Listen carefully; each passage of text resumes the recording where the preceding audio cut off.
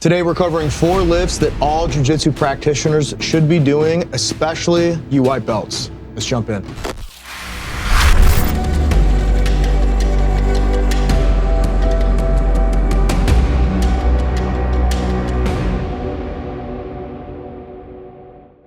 First on the list, Zercher squats. I really like this one because it engages your legs, your core, and your posterior chain, all of which are necessary when engaging an opponent from our feet, especially when we want to effect a throw or even something like a double leg. Now, don't get me wrong, regular squats are great, but the weight sits on top of your shoulders, the center of gravity is a little bit higher, and that's not necessarily how we are going to carry an opponent. When we engage with our opponents on the mats, we carry their weight in our front, much like we are already doing with the Zercher squat. The weight is a little bit lower, we're holding it to our front, which makes us engage our back muscles a bit more. This one pairs really nicely with jiu-jitsu combat, or really any kind of hand-to-hand grappling combat that you're gonna be partaking in. A couple things to pay attention to here. Let's look at feet placement. My feet are a little bit wider than shoulder width. We want to take a similar stance that we would probably take in some kind of a grappling scenario when we're starting on our feet. All right, I'm not extremely wide, I'm not extremely narrow. I'm a little bit wider than shoulder width. I'm also putting in effort to push my lower spine towards my belly button. If I let my back round out, that puts my spine in a dangerous position and puts me at risk for injury. So make sure anytime we're loading up weight on our spine, especially when it comes to squats, Zercher squats, or even some of the other exercises we're gonna talk about here, we wanna push our lower spine towards our belly button. Keep that back nice and straight and locked out. This will keep you in a nice, safe position. I've had certain people display some concern when holding the weight in the crook of their arms, thinking that that looks like it might be painful. And truthfully, if you do this correctly, it shouldn't be that bad. Maybe at first, if you're not used to it, you'll experience a little bit of discomfort, but if you're doing it correctly, it won't hurt. So what I see a lot of people doing is trying to crunch the weight in. They're flexing their bicep, they're holding their arms really tightly around the bar, almost like they're trying to choke the bar. That's not what we're doing. I'm just creating a hook. Okay, I'm only using enough pressure to keep my forearm in an upright position, leaving a nice safe space for that weight to rest, all right?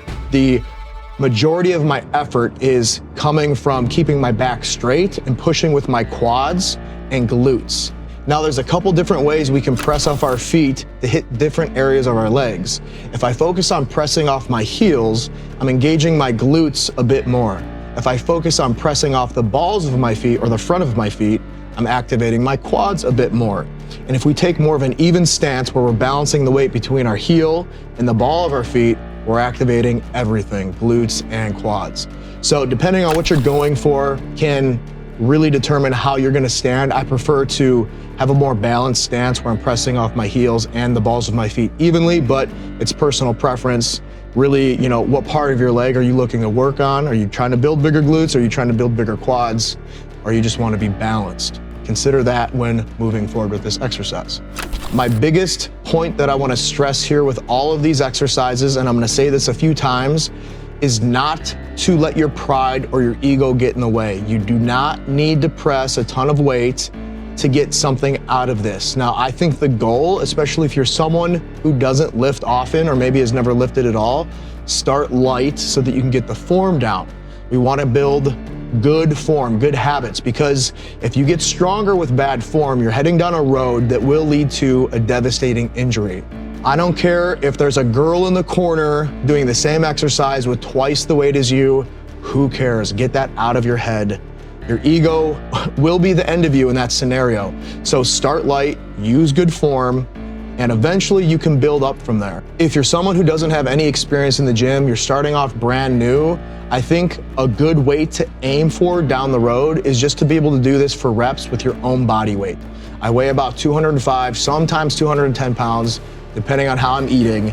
And you see me here using 205 pounds. This is a great place to be. I'm doing 3 sets of 12 with this weight. I like the rep range of 12 to 15 because it still allows me to build some strength, but it also puts some focus on muscle stamina. Because, without the stamina, your strength means nothing. I see all kinds of big, strong guys come through the gym, and when their gas tank runs out, their strength means nothing. So make sure that we are stressing our stamina whenever we can, especially in the gym. If you already have an exercise plan built for yourself, you can throw these on your push day or your leg day. It'll be fine in both places. And I just want to take a quick break to give my sponsors, X Martial, a shout out. Not only does X Martial have the highest quality no-gi gear for adults and kids on the market, they also provide workout equipment and training tools, everything from resistance bands to grip work to abdominal work. You name it, they got it. On top of all that, they also have the X Martial Charity Initiative, where they help bullied or underprivileged people get help with their training fees and free gear. You're not gonna find a higher quality company out there. So if you wanna look as good as me and probably even better, get over to xmartial.com, use my code IRONWILL to save yourself some money and look good while you sharpen your skills. All right, well, I think that covers it. Let's get back to the video. Next up on the list is Zercher lunges. Now, all the same concepts from Zercher squats still apply, trying to keep a straight back, pushing our spine in, keeping in a safe position, right? But what's different about this is that we're pressing up with one leg instead of two. I like to divide the body in half and having some exercises that require us to use one side rather than both at the same time. Many times in Jiu Jitsu, we're using our limbs individually, right? We're very rarely pressing with both feet or pressing with both hands. Each arm, each leg has its own responsibility. One is swiveling, one is pushing, one is scooping, one is pressing away, right? They're all doing different things. So it's good to train not just both of your legs and both of your arms, but also train them separately. This will give you some great strength benefits that will translate really nicely in helping to improve your jiu-jitsu game. Now, obviously, being that we're pressing up with one leg instead of two here, we can reduce the weight a little bit. Here, I'm using 135 pounds. Again, guys, I don't want you focusing on trying to press as much weight as you can. Let your ego out the door, okay? I don't care about pressing a ton of weight. I wanna do this correctly. All right, we already put a ton of stress on our bodies when we train jiu-jitsu. We don't need to have funky form when we're in the gym because we're just asking for an injury, which puts us out for a couple weeks, a couple months, right? We wanna stay safe. So with this exercise, along with all the other ones we're talking about today, I want you to focus on slow, eccentric movements. As you can see here, I'm going nice, slow, and controlled on the way down. We actually recruit more muscle fibers eccentrically than we do concentrically, which is when we contract our muscle. So for example, if I'm curling, when I'm curling in, I'm contracting the muscle. When I'm moving eccentrically, I'm elongating the muscle, normally returning to the starting position.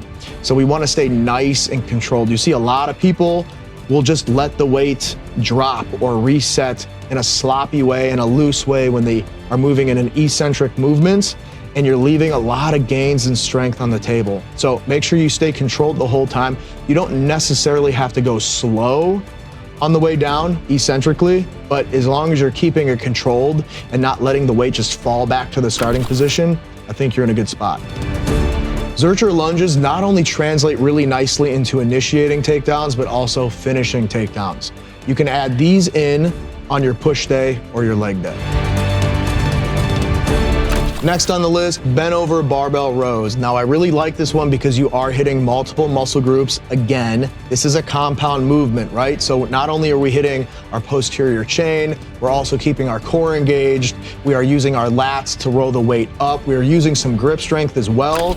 So this is a really, really good one, translates very nicely into jiu-jitsu, especially when it comes to anything that requires pulling movements. I want you to think about takedowns like double legs, right? You shoot in, get your hands behind their knees or their calves, and you're using those back muscles to pull their legs into you. That. Or even you shoot a double leg and they sprawl and stuff it, but you're still able to get one or both hands around their legs and suck their legs in towards you to complete the takedown. This translates so nicely for situations like that. Again, keeping strong, safe form is ultimately the most important thing here. I do not care about how much weight you can do. What I care about is you doing this safely, right? So we want to make sure that when we are keeping ourselves in that bent position, we are not letting our back round up and out. We're pushing our back down and in. So picture yourself pushing your spine towards your belly button. This will keep your back in a nice, safe, locked position. Much like the Zercher squats, you will see that my feet are a little wider than shoulder width, and I'm using an overhand grip on the bar. I'm rowing the bar up towards my diaphragm and lowering it slow and under control. As long as you're using an appropriate weight that challenges yourself for 15 reps, you're maintaining good form, and you're going slow eccentrically, this is an excellent exercise to translate into developing stronger, better jiu-jitsu. Again, if you're someone who's new to lifting, you've never touched a weight before in your life, or maybe you're just, a couple weeks or a couple months in, I think a good weight to aim for down the road is to be able to do this for reps with your own body weight. Here again, you see me using 205 pounds because that's about what I weigh, and that puts me in a nice, safe place to keep good form, but also work the muscle to exhaustion, rep after rep, set after set. Personally, I like to do this one 3 sets of 15 reps. You can add it to your back day or your pull day.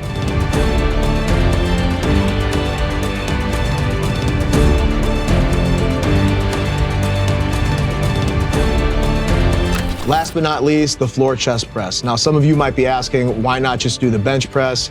Don't get me wrong, I'm not saying that you shouldn't do the bench press. I love bench press, I love dumbbell press, I love all of those. But speaking of jiu-jitsu performance, think about situations where you're stuck in mount, right? And you're flat on your back, and you don't have that extra range of motion to load up because you've got the ground in your way, right? Now, obviously, maybe not so obviously if you're new to jiu-jitsu, but bench pressing someone off of you is not an appropriate response for mount escapes.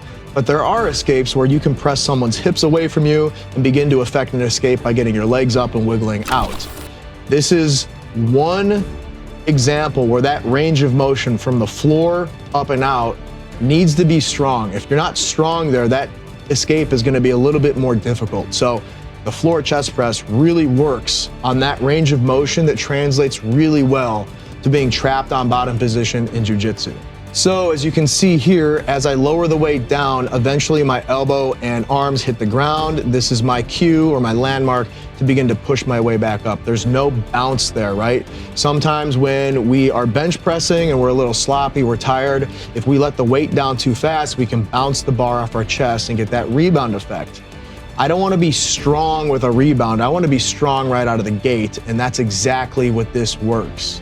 Now, it'll be your choice whether you want to have your feet flat on the ground with your knees up, or if you want to leave your legs flat. I tend to like to leave my legs flat, but play with it, see what works better for you, see what you like a little bit better. I think that if you get stuck under the weight, putting your feet up and your knees up and then arcing into it would give you a little bit more power, kind of like a powerlifting bench press. It changes the trajectory of the angle that your chest is being engaged, and it can help you get that weight up in a nice, safe way. Also though, if you're using big enough weights, if I set these weights on the ground, that bar is not gonna touch my chest. I'll be nice and safe. I can slip out from underneath it. Now, depending on how big you are, if you're really, really big, right? I'm 5'11", 205 pounds. I'm not the biggest guy in the world. I'm not technically small, but I have enough room to where I can slither out if I have to. So something to think about, something to consider. If you're gonna be doing this, I would always recommend having a spotter, or you can use safety bars if you have those at your gym. For the floor chest press, I prefer to work in 3 sets of 15 reps. That allows me to build some muscle, build some strength, but really still focusing on muscle stamina, which is incredibly important in jiu-jitsu. If you're new to the chest press or working out in general, I think that having a long-term goal of being able to press your own body weight for reps is a great goal. For this exercise, you're gonna pair it either with your chest day or your push day.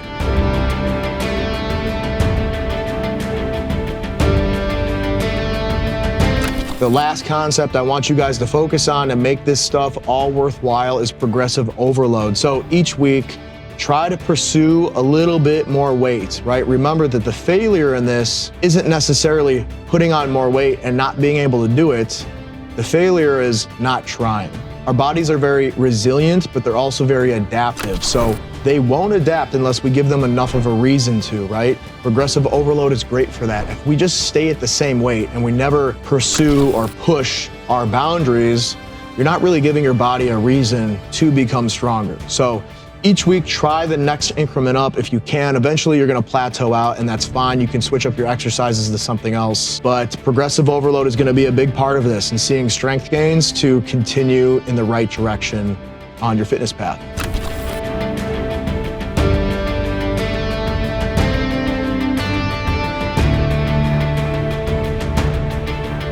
The close this out, there's a couple different schools of thought when it comes to strength in jiu-jitsu. A lot of old school places and practitioners will tell you you don't need strength. It's all based on technique, and I do buy into that to some degree. But if you could clone me, and I'm facing this clone who's the same belt rank, same skill set, same weight, same size, same everything, but he's never touched a weight in his life, that is a clear advantage on my behalf, right?